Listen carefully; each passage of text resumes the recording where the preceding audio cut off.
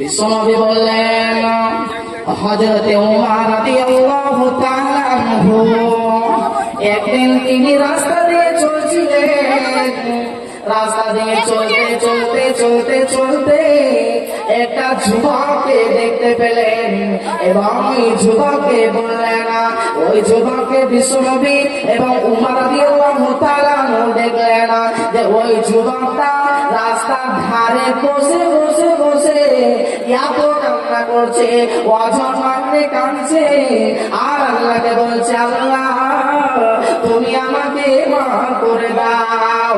আমি পৃথিবীর বুকে অনেক পাপ করেছি, আমি পৃথিবীর বুকে অনেক গুনাহ করেছি, আমি অনেক জুলুম করেছি, আমি অনেক অত্যাচার করেছি।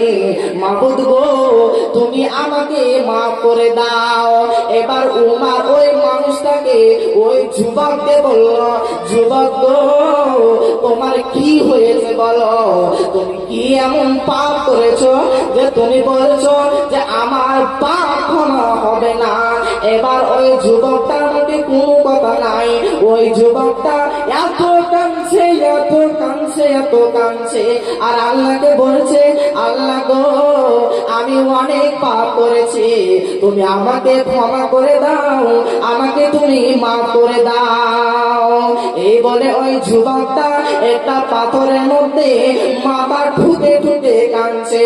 এবার ওই যুবকটার কান্না দেখে উমারও কাঁদতে কাঁদতে বিশ্ব নবীর কাছে চলে গেলেন এবং বিশ্ব নবীকে বললেন, ইয়া রাসূলুল্লাহ, যখনই এই কথাটা উমর বিশ্ব নবীকে বললেন, যখনই বললেন ইয়া রাসূলুল্লাহ, এবার বিশ্ব নবী ঘুরিয়ে ওই উমরকে বলতে লাগলো, উমর রে, তোমার কি হয়েছে বলো? তুমি এত কেন কান্না করছো?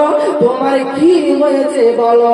এবার উমর বলল, ইয়া রাসূলুল্লাহ, হে আল্লাহর রাসূল, আমি এর জন্য কাঁদছি। এবার উমরকে বলল, ওই যুবককে তুমি আমার কাছে ডেকে আনো। ওই যুবককে যখন আনা হলো তখন ওই যুবকটা বলতে শুরু করলো, হে আমার আল্লাহর রাসূল, হে আল্লাহর রাসূল, আমি অনেক পাপ করেছি, আমি অনেক জুলুম করেছি, আমার হয়তো ক্ষমা হবে না।